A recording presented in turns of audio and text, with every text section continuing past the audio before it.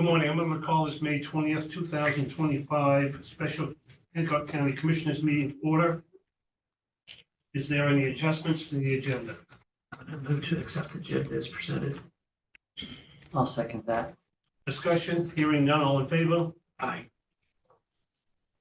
Aye. Aye. Public comment. Is there anybody here this morning who would like to make a public comment? Monica, do you see anybody online?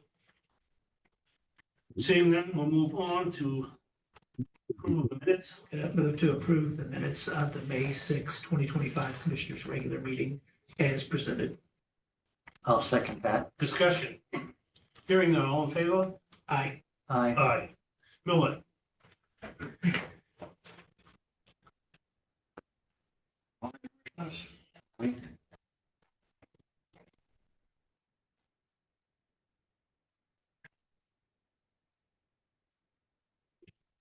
We have a report from Miller, but it's a supplementary report. I don't know if it's in need to accept that or not.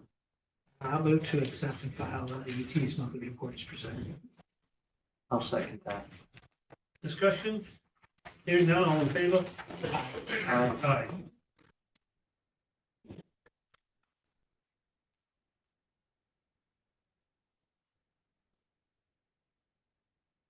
The easement, Miller,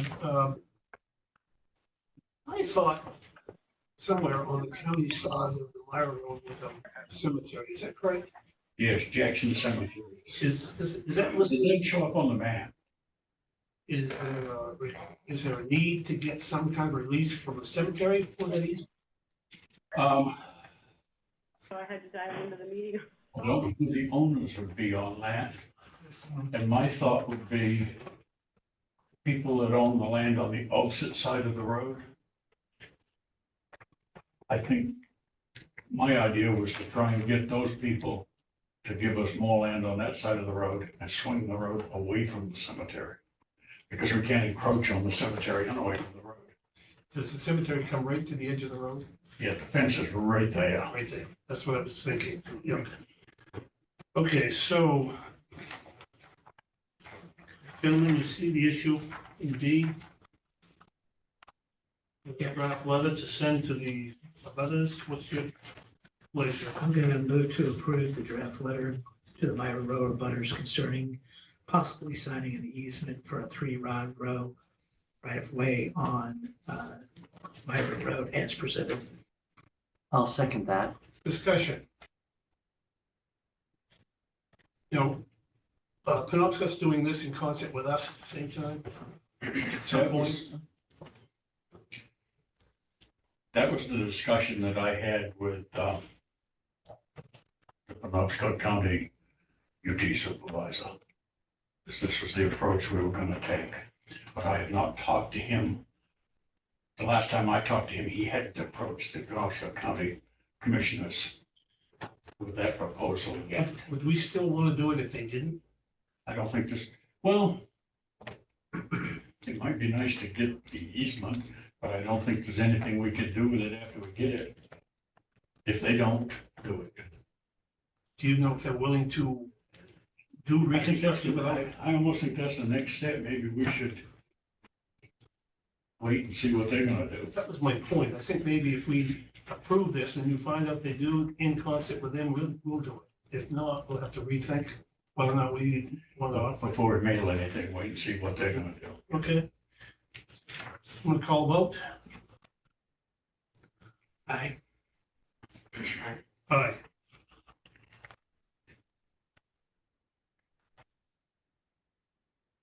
Farming contract, gentlemen? All right, I'm going to move to approve extending the existing snow plowing agreement with the town of Walton for Fletcher's Landing for 2 years, with a price increase of $2,000 the first year and $1,800 the second year. I'll second that. Any discussion? Hearing none, all in favor? Aye. Aye. Solid waste for Cherryfield? I'm going to move to approve and sign an agreement with the town of Cherryfield for solid waste services for T10SD with the term being the same as the last agreement, except with a 5% rate increase, which is the same increase as they are now charged for their disposal costs. I'll second that. Discussion. Hearing none, all in favor? Aye. Aye. Aye.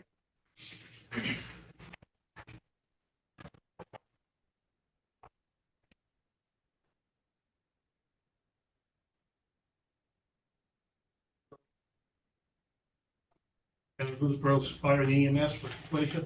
Gonna move to approve and sign the agreement with the town of Goldsboro for fire and EMS service for T7SD under the same terms and rate as the last agreement. I'll second that. Discussion. Has nothing to do with the contract, but I saw this little issues with an EMS staffing or something the other day, so I'm hoping that that doesn't interfere with this, but having said that, I'm gonna call the vote. Aye. Aye. Aye. All right, I'm gonna move to approve and sign the ATV grant application for ATV clubs as presented. So I'll second that. It's just for your edification, Sam, this is a grant that we handle for them. So that, Pass straight. it's, yes, a pass. Right, pass. Okay, all in favor? Aye. Aye. Aye. Okay, anything else? No. That's all I. We'll leave those, we'll get to those here in a few minutes. Morning, Leroy. Good morning. We don't want to seem rude, but we're hurrying this morning, so Well, I'll go as fast as I can go. So the first one is an amendment to the general agreement for Jacobs because they didn't get the contract together quick enough for the SRE building. So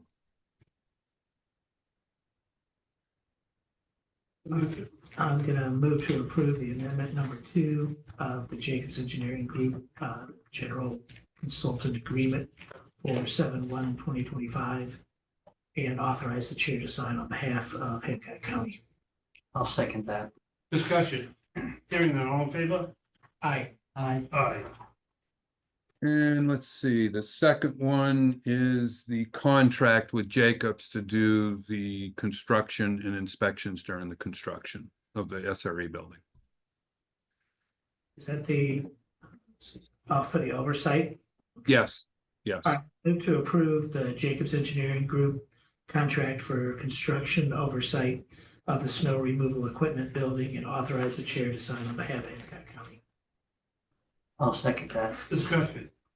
Hearing none, all in favor? Aye. Okay, C is the request the acceptance of the lowest bid. Leroy, just a second, please. Yeah. Any second. I'll second that. Aye, and I'm in favor too. All unanimous, I'm sorry, Leroy, go ahead. Yeah, well, I was hurrying along, I'm sorry. No. C was the request the acceptance of the lowest bid of Nickerson and O'Day for the snow removal equipment building. And let Jacobs send the notice to award on the behalf of Hancock County. All right, I'm gonna move to accept the lowest qualified bid from Nickerson and O'Day, Inc.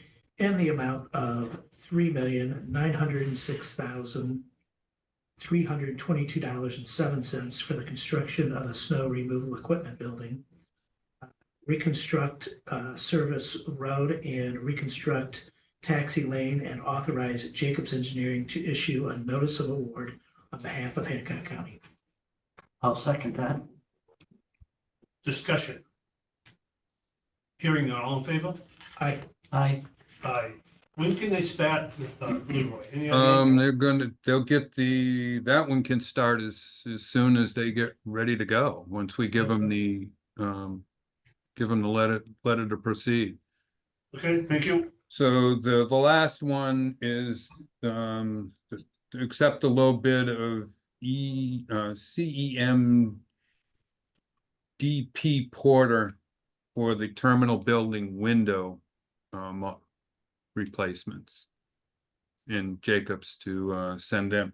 This one, we're gonna hold off on having them start until we actually have the grant in hand.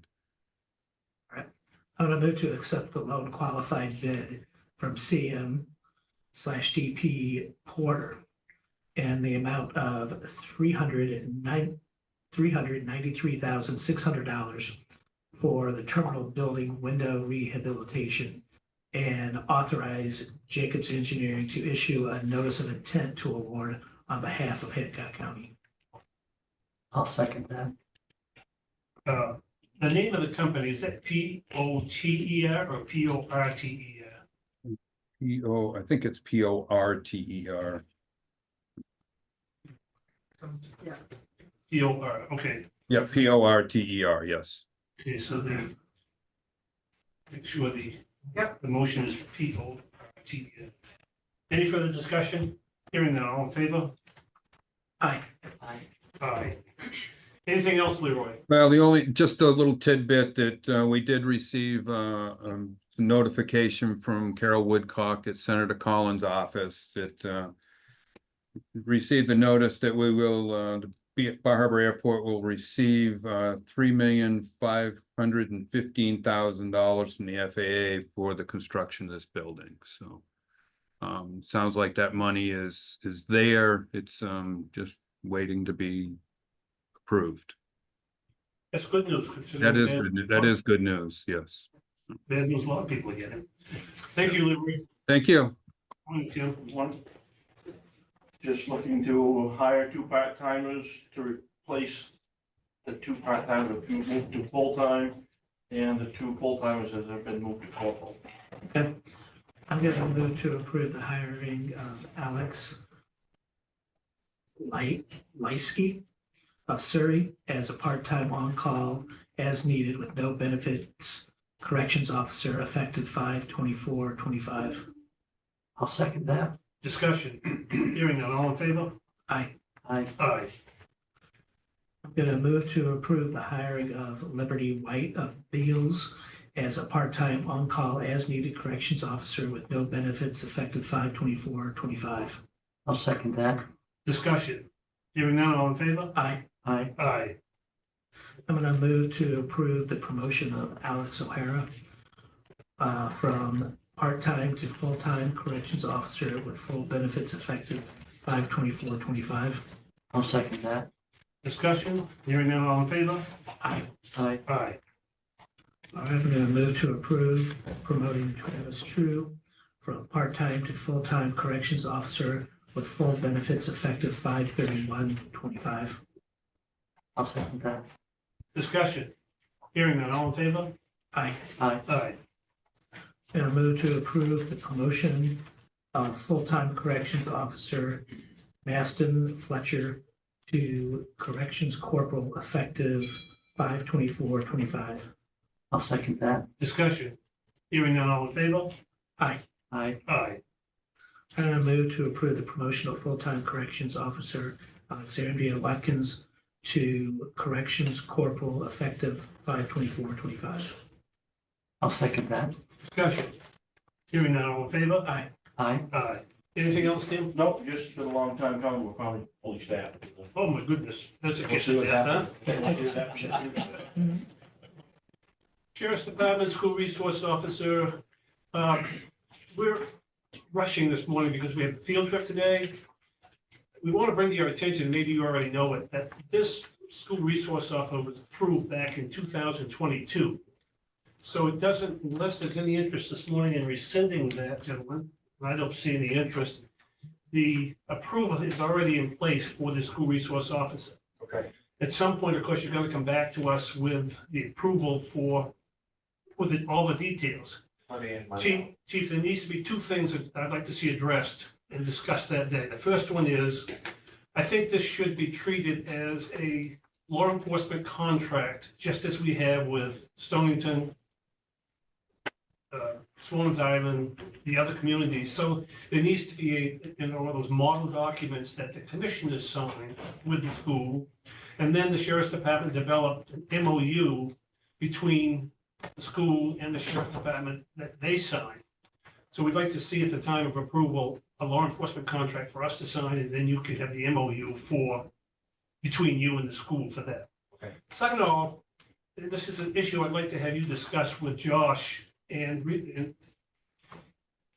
when we hire a deputy, and when we approve a law enforcement contract for a town, what we're doing is approving a full-time law enforcement position within the patrol division, because nobody is assigned to a town. It's something that's shared with the rest of the patrol division.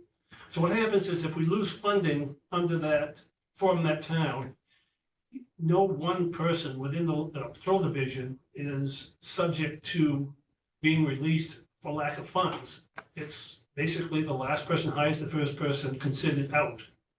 Under the school resource officer, I think this is an exception to that. I think if we hire somebody for the school resource endeavor, I believe that that person's employment is based upon the continuing funding from that school.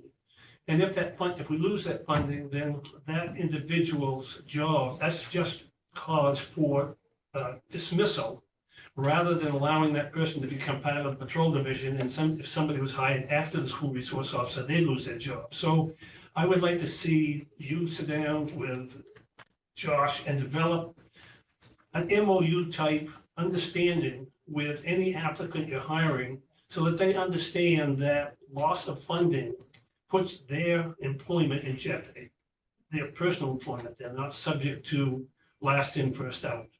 You understand the issue, Josh and Chief? Yes, sir, we'll work on it. Okay?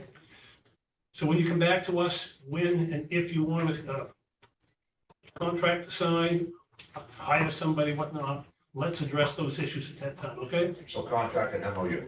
Contract and MOU. Okay. Yes, I apologize for being late. I was tied up on a phone call downstairs. I do have a candidate. As I think you all know, we've been trying to fill that position since 2018. I mean, it's been a long, long time. We had an MOU there in place. The superintendent, I've had a conversation with him numerous times.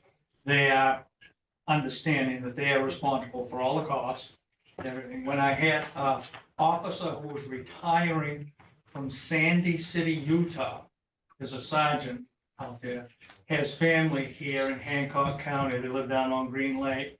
She's moving here along with her daughter, and she would really like to have that job in Dedham. So I'm working with both of them. I gotta work with the academy to get her certification transferred or approved from that, but she's got over 20 years. She's gonna retire the first part of July, and she will be here in Hancock County, and we'll start the process. Well, I actually have started the process, but do some of the things that she has to do in person to get her certified to do that. So okay, and the issue, you heard me discuss this and whatnot, is, the issue I'm concerned about is that we hire this individual, not disparaging this person or the position up there, whatnot, but we hire somebody believing they're going to fulfill the duties of being a school resource officer. If they lose that job and they have to come into the full patrol division, would we have hired that same individual to be a full patrol deputy? And maybe not. But if we don't stipulate that the employment is based upon the funding of that, we may be faced with having to lay off a better, more experienced deputy who got hired after the school resource officer. So if we could address that at the time, I think that's an issue we wouldn't have to deal with later, okay? yeah, that's not a problem. Okay, very good. Thank you very much. Sorry. Maintenance, good morning. Yes. Morning. Just to reach out. Resignation, Dennis? Yes. I move to accept the resignation of Ramsey Abraham II, effective May 20th, 2025.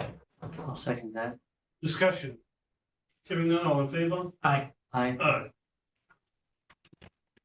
What's this control? Is that- Second is the a VFD, variable frequency drive. It's up in the jail, air machine number 1, and we will replace the motor, but we need mechanical services and main controls to program this drive. Was this a failure? It's failing, it's stripped and has a been tripping, needs replacement. When you say it's a drive, what do you mean? It's a PLC, power logic controller. So what it is it instead of like a rheostat operating a fan speed, this operates that motor speed based on frequency, hertz. So it'll go from 0 to 60 hertz instead of 0 to 240 volts. It's a way to do it without affecting the current flow, so you don't get overheating conditions. And these three-phase motors respond very well to its energy efficiency Alright. feature for I'm 5 gonna volts. move to Clear hire. as mud. Thank you. I'm gonna move to approve the hire of Maine Controls to provide and install a replacement VFD, variable frequency drive, for AHU1 and the jail mezzanine for the sum of $3,139 as a sole source vendor based on a proprietary product relationship. I'll second that. Any discussion? I didn't add chairman to sign, but It needs to be just a chairman, yeah, anyone can sign it. but we need that If you authorized. did that, Yep, it should be no, authorized. Make it part of your motion, Joe. We'll just add to the end and for the chair to sign. I'll second that. Thank you. Okay. So voting on the full motion, all in favor? Aye. Aye. Thank you, Dennis. Sure. District Attorney's Office. Let's take care of A and B. These are done deals, those people know. So Gonna move to accept the resignation of victim witness advocate Len Keene effective May 10th, 2025. I'll second that. all in favor? Aye. Aye. Aye. I'm gonna move to acknowledge the retirement of Eleanor Truesdale effective May 9th, 2025, and thank her for her service to the county. I'll second that. All in favor? Aye. Aye. Did you call up there? Well, No, I didn't know we were. I think probably they're surprised that we're this far along the agenda. So let's move on to Josh while we're waiting for the VA's office if they are coming. On Josh? the private market proposals. Yes. So we should have Scott and Jack on the line. This is Scott. I'm here. Jack is not able to join us. Okay. Morning, Scott. Good morning, Bill. The floor is yours, Scott. Great. So we're here to talk about paid family medical leave, which is a statutory employee benefit effective May 1st, 2026. State of Maine has been working through the rules and regulations and over the last, 9 months. But all employees across the state of Maine will have access to paid time off to take care of their own health or a family member's health issues, and other things as well. It's sort of an enhanced short-term disability paired with paid medical leave and family leave. This is a statutory benefit. All employees are going to have it in May of next year. Employers have two options to fund it. Employers and employees have two options to fund it. Every employer is required as of January 1st to pay into a state pool, January 1st of this past year. And they have the ability to share the cost of that funding with their employees. The cost, I'm sorry? I'm sorry, go ahead, Scott. Okay, the cost that you are currently funding is 1% of payroll. My understanding is that you're not passing any of that on to employees, even though you're allowed to. I could be wrong on that. And you're already paying that. It's in your budget for today. The state of Maine is allowing private insurance companies to offer a competing product to the state pool, and there are about 13 carriers that have been approved. Employee benefit brokers like Acadia Benefits are working to show options to employers that may be better than the private option, and that's what we have to show you today. We've taken your employee census and sent it out for bid to the insurance companies, and we have competitive carriers. And before I show you some slides, I just wanted to set the stage and give you an opportunity to ask questions. Maybe this all makes sense to you. Maybe you want to talk a little bit more before we look at the results of our market study. Just so you know, Scott, we are unable to assess the 0.5% to all employees for a few years because of union contracts. So we elected to do no assessment for 25, 1/4% in 26 to most employees, and then a full 1/2 in 27. So that's why there's a delay in the assessment of that and whatnot. Now, that was based upon paying the state, and so I understand based upon this, we may want to reconsider any assessment or continuing to try to get 1/2 or 1% in the future. So we'll try to incorporate that into whatever discussion you have with regards to insurance coverage and who's going to pay the premium. Great. Any other questions about sort of the program and the regulations around it? When you talk about the program, you mean the state-sponsored program? No, the statutory benefit offering. And you have to offer, it's a benefit package that you're required to offer. Just want to make sure that, you know, everybody's up to speed on what that is and so forth. Sounds like you are. You did a good job informing us of that the last time you was down. I think we understand what's required of us today. Because what we're curious about is the benefits of a private insurance company as opposed to the state plan. So if you want to jump right into that. Happy to. Looks like I'm restricted from sharing my slides. I'm fine if Joshua, you want to share them, or if you want to allow me to share them, or Michael, whatever's easiest. Do we have those in that packet? Were these I can go print those off, so. I think that might have been, I think I forwarded to you yesterday, the last one, so whatever. Josh, come here for a second and see if this is what we have in that packet. We may already have those, Scott, in our. Yeah, I think that was the intention. I just wanted to make sure that you have an opportunity to see the content. Okay, we do have those, Josh, so if you could give us some sense of the title of those, we'll go to that page and look. Yeah. There is a slide that says PFML marketing summary. It's on my slide number 2. There's a header slide, of course, that has our logo and your logo on it, but the content starts on slide number 2. Got about 5 bullets on it.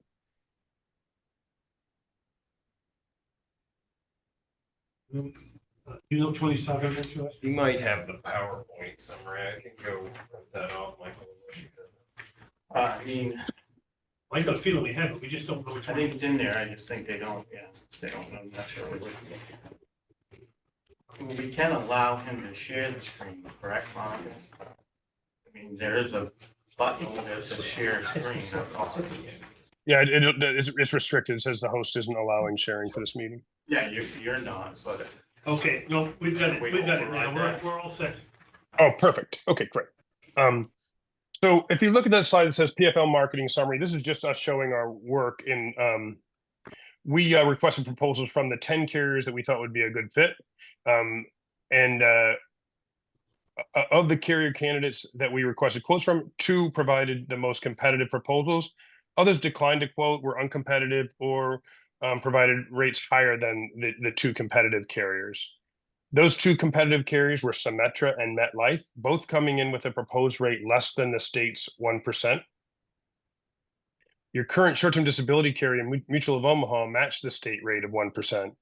And all carriers are offering 24-month rate guarantees effective 5/1 of 2026. And I'll talk about why that's important. If you look at slide number 3, this gets a little bit confusing. We're recommending that you look at the PFML options that have at least a 24-month rate guarantee to satisfy the state requirement of remaining in the private plan market for 3 years from date of approval. And what the state has said is if you go to a private carrier for this coverage, you're locked out of the state pool for 3 years. And so what we want to make sure is that you have rate stability until the end of that 3-year lockout. And so that's why we ask for at least a 24-month guarantee. And we have that for you.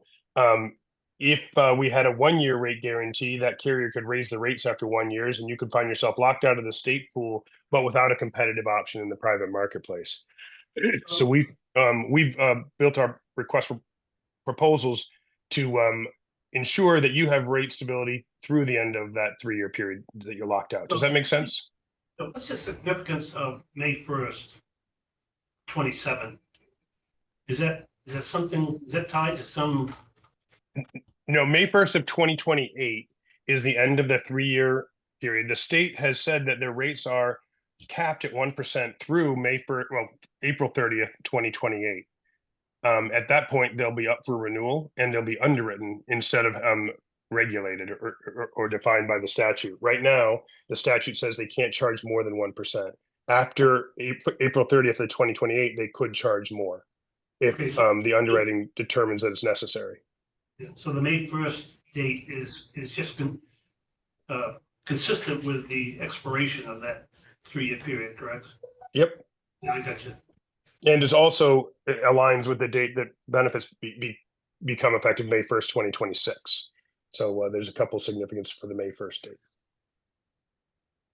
And because we're not in the state plan, I understand there's a grace period that we don't have to start this.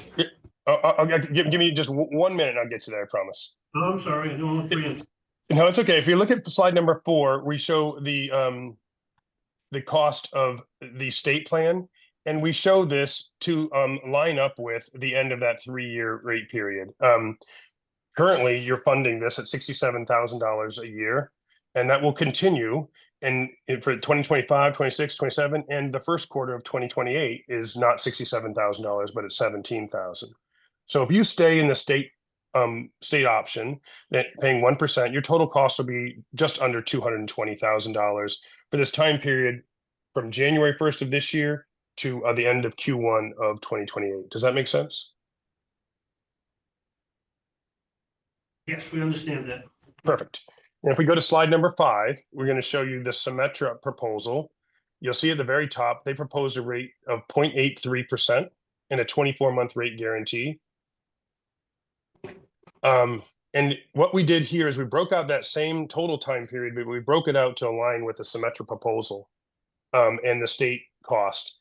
If you move with the Symetra option, you've already paid premium to the state for January for Q1 2025. So that's $16,800 is already gone. You've already paid that, but we included it in our cost comparison. If you move with the Symetra option, you won't have to pay premium into the state at all for the 5 quarters starting Q2 2025. So 13 months actually. You'll be exempt from paying anybody. And then you'll have to start paying Symetra for 5/1/2026, I'm sorry. And you'll have to, that cost will be less than the state cost. The state cost was $67,000 a year. The Symetra option is $56,000 a year. And so the total that you'll pay here to Symetra for this time period is $111,000. You've already paid the state just under $17,000 for a total cost of $128,751, providing savings when you compare it to the prior page of $90,000.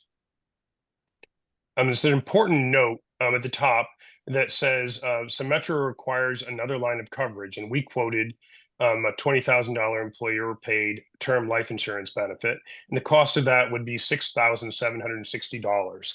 We sent these slides to you, I think either early yesterday or late Friday, and yesterday afternoon, after talking with Josh and Michael, we went to Symetra and to MetLife and said, would they be willing to waive that requirement? And Symetra, late in the day yesterday, said yes, they would be willing to waive that requirement for county governments only, and that includes you guys. And so they do not require another line of coverage. We just did not have an opportunity to update the slide. So this is true savings of $90,000 compared to the state option. So Most of that savings is because you get 13 months of premium exemption. So as I understand it, premium is not a fixed amount, it's the 0.83 1% of 83/100ths of a percent of the actual payroll. Correct. This is based on the census that was up to date maybe a month ago. The employee census was a month ago. So, okay, so, but we're still talking apples. I'm just going to say there was no there's no consideration here for increase in pay in the subsequent years, but then again, there's no increase in the premium rate either, so I guess it's apples to apples. when you talk. Right. What we do is we compare based on a employee roster at a spot in time, and we compare the state rate to the Symetra option. Now, either of those will change as soon as you hire another employee, or another employee position is removed. Either way, this is just a way to compare two options. It's not a projection of your future payroll. So after 3 years, if nothing changes, the actual savings is 17/100ths%, correct? Instead of paying 1% to the state, we're gonna pay 83/100ths to the insurance. Is that correct? That is the smaller part of the savings. The bigger part of the savings is the 13 months where you don't have to pay anybody. But after the 3 months. No, after 13 months. No, I mean, after the 3 years or whatever. Oh, yeah. But after the 3 years, I mean, then after that, it's just that 17/100ths% savings, correct? Well, we don't know what will happen after the 3 years. We think both rates will change.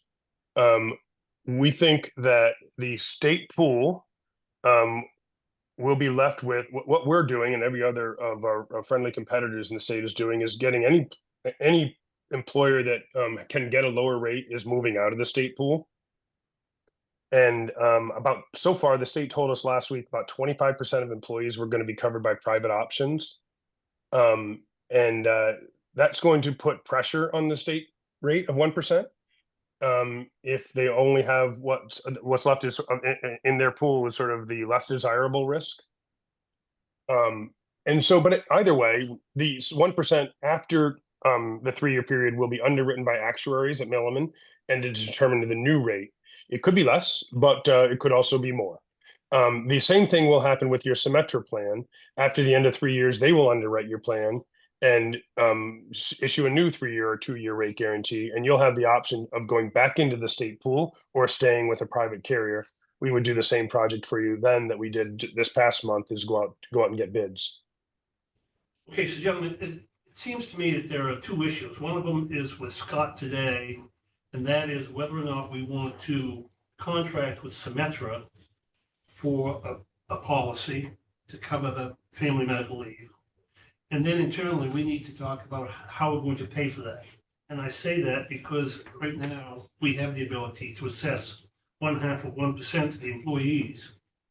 And we're going to do that over a period of time, but do we want to continue that considering what we're getting today, especially in light of the savings?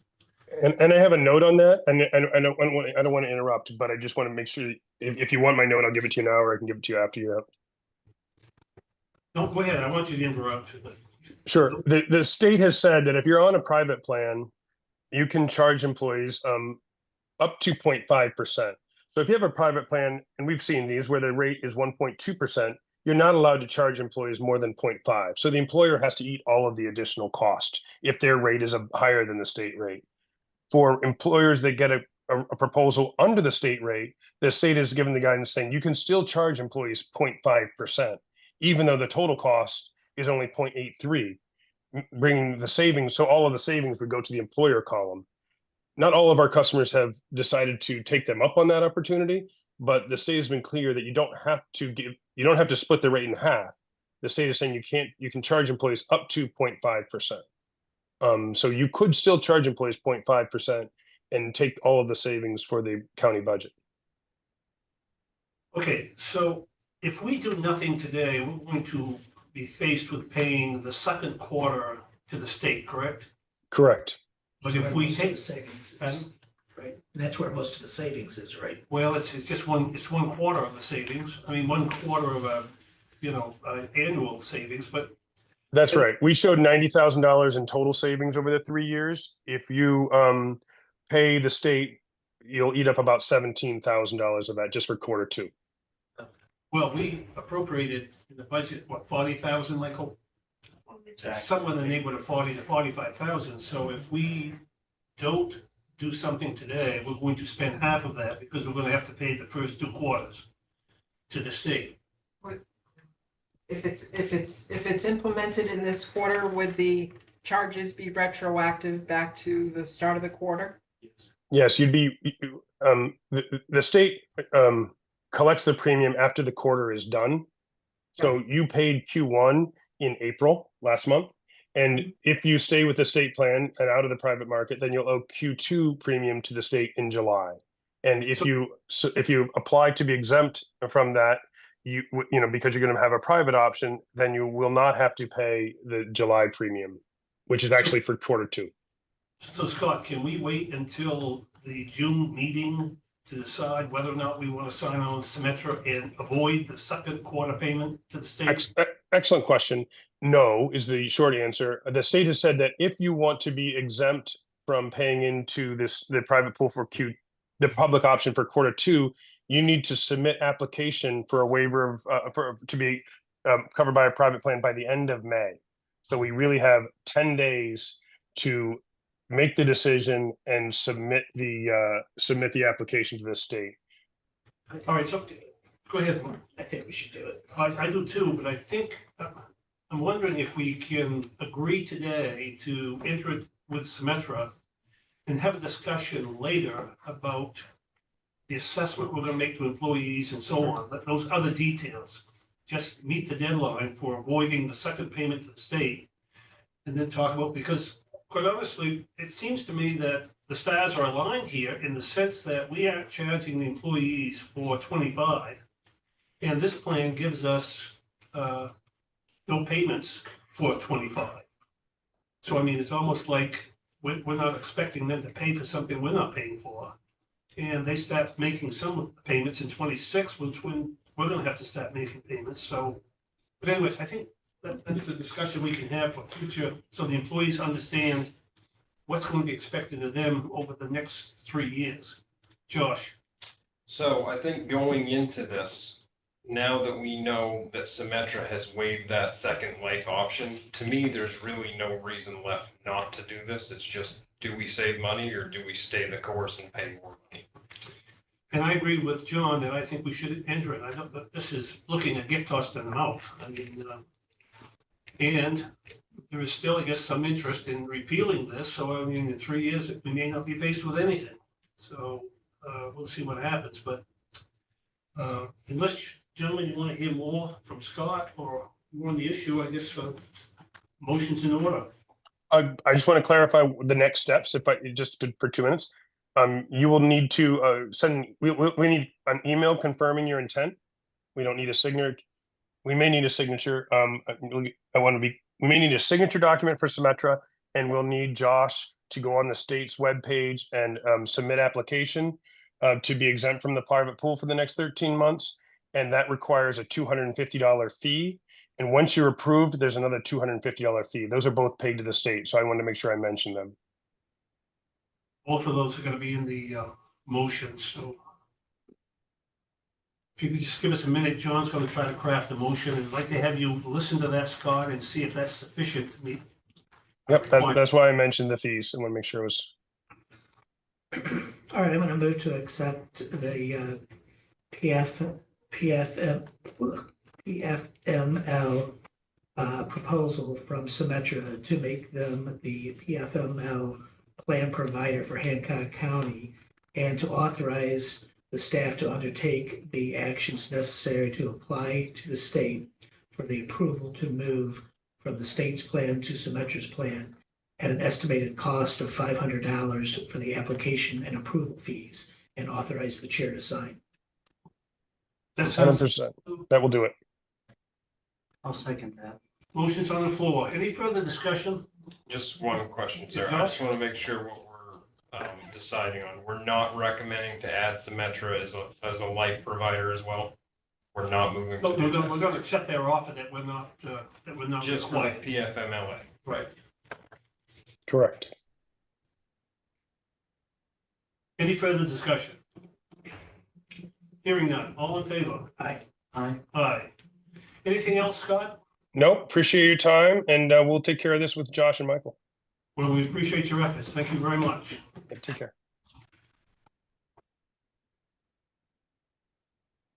So I'm going to move back to the district attorney's office and welcome Michelle to the podium. Michelle, we've taken care of the resignation and retirements, and so we can move to item C, Okay, if you're ready. Motion's in order. okay, commissioners, I would like approval to, with the change of employment, with the resignation and the retirement. I would like to, approve the transfer of Diana Ventus from Legal Secretary 3 to the Legal Secretary 1 position that I have open.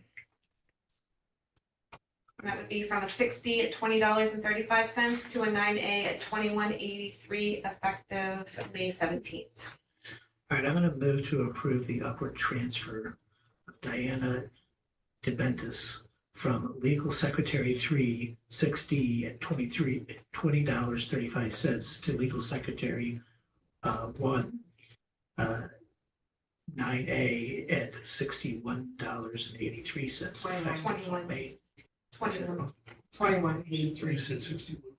21. I mean, she would love it, but then I can have that 21. position. 2183 effective May 17th, 2025. I'll second that.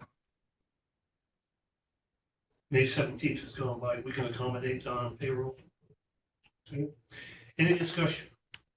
Hearing none. All in favor? Aye. Aye. Aye. And your last one, you want to change the, I sent a memo, Mike, in the packet of information that you have in front of you. I had submitted a memo. What I would like to do is discuss changing the position. In the front office, I have two positions. I have a legal secretary 1 and a legal secretary 3 position, but they're doing the exact same jobs. So I cannot understand, because I inherited this, so I don't understand why they had two positions in the front office doing the exact same thing, but they're two different jobs, they're like sitting in two different job descriptions and two different pays. So what I would like to do is I would like to change that legal secretary 3 position to a legal secretary 1. It's important that everybody's cross-trained. And so that when we have illnesses or, we had two immediate separations of employment from our office, that we can backfill easily. We're struggling right now over there with trying to get everybody learning these jobs. And I would like to be able to change this position so we have everybody doing the same job with the same pay scale. and I take it both of them are doing the work of Secretary 1. Yes. So they both meet the criteria that Yes. working. Yep. Job description. Gentlemen, what's your pleasure? Well, do we know what was the history of the legal secretary 3, like back in the day? What was its? Listen, this has always been confusing at best, baffling. I don't know. I This has can't always answer been- that. I mean, I can remember the discussion, but I don't remember the details. And I was involved with job descriptions, and I will tell you that some of the previous administrations realized that rather than bringing in the job description and setting the salary, what they would do is find out what it took to write a job description to meet a certain salary. So I'm not even sure if they were correctly established. So we're gonna have to take Michelle's word that the work that's required under the job description is presently being performed by both the people in the front office. And if so, how can we deny the person, the 3, the grade and pay of 1 if that's the work she's doing? So how's that gonna affect our budget? so with the help of Monica and Mary yesterday, we put this all down on paper so we can both understand it. And there's roughly a savings of about, with the moving these positions with our current staff and obviously the hiring of the new BWA that I'm going to have, that I've currently got an ad out for, in backfilling the front office. We're gonna roughly see a savings of about $14,000 overall in our budget for this year, for 2025. Even with this promotion, this Mhm. grade increase, it's not an increase in the budget? Because you had we had one staff member that had 24 years of service, and so, I mean, that's a substantial savings when you're going from like an L to an A or a B, so on the wage scale. And it's critical that she find out today what we're going to do with this, because they want our applications and tell the people what the grade's gonna be, so. Well, I'm gonna move to approve the changes of legal secretary 3, front office position, 2, legal secretary 1 position, and authorize the staff to advertise the opening in accordance with Hancock County policy. I'll second that. Discussion. Hearing none, all in favor? Aye. Aye. Thank you. Thank you. So, Monica, Ann, Dave? Michael? So essentially, for the reasons we stated back a couple of months ago, I did reach out to Charles early about the project. Right now, we haven't started any major construction over there on the Hancock site. Still waiting to find out what the drawdown is, but presumably construction will start at some point. We have roughly, 3.5 million right now to get us through until taxes start coming in, which isn't until September. We may get a small payment here and there, but certainly not a lot. The other variable factor right now, again, is what's going on with this state referendum they're trying to get petitioned right now to get people's signatures to get it added to the referendum. And the last thing I heard, that meant that basically that freezes the state's budget in place until that it's resolved, which won't be until the election occurs in November now. Again, that's all fluid and changing. So that leaves us with some uncertainty, obviously, as going forward, how quickly those monies may go down. Could we be okay? Potentially, but that would mean that we're not having any more real big draws from the construction, and that assumes that we're gonna continue to receive our payments from the state with the jail and everything else. So Monica and I looked at this again yesterday. I mean, we're feeling more comfortable around like the 5 or 6 million in terms of taking a tan out, and if we don't need it, we don't need it. But at least if we do, the county can pay its bills and people are gonna stay employed, so that there's not a concern there. But in order to get this process going, I mean, it likely from start to finish would take anywhere from 6 to 8 weeks anyway. If we take out $5 million tan, we gotta pay the interest on $5 million, correct? At whatever rate, yeah, it ends up being, but then arguably if we're not using it, we also presumably will get some interest earnings back there too. So that's really the key, is looking at and that's the other thing here, we're not, by just sending the RFP out, it's just getting us a look at what the market is.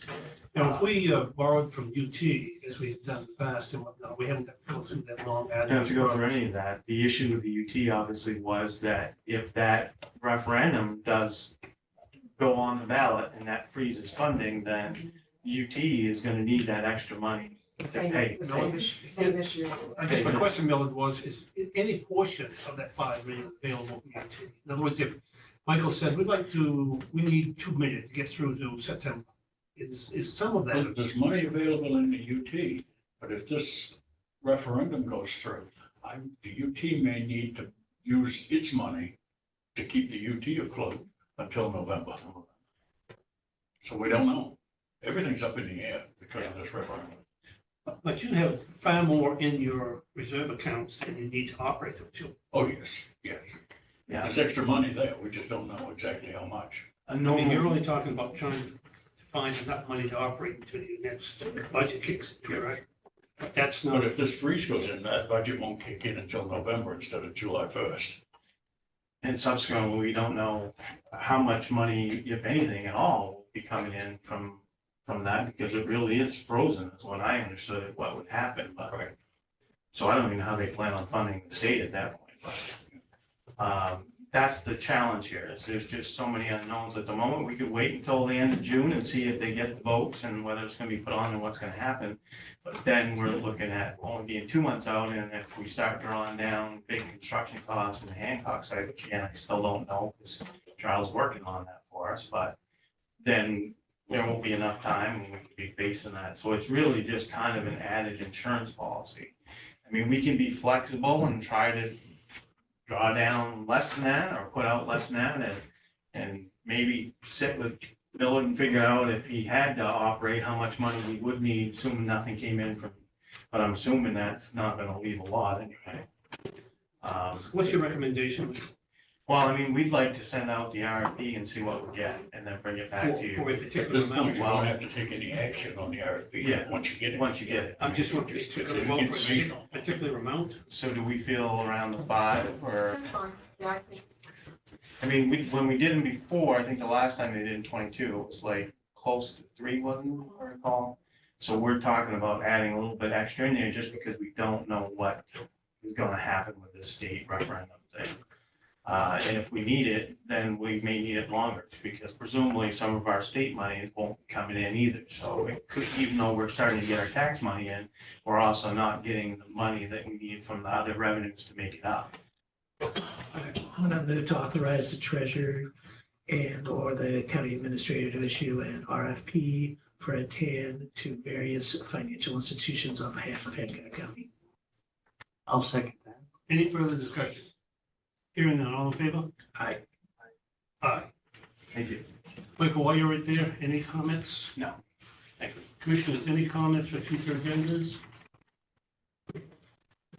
Hearing none, Move to adjourn. I'll second that. discussion.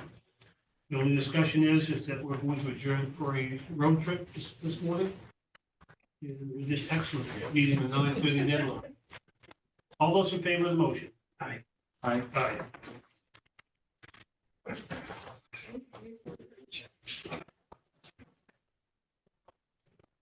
Thank you.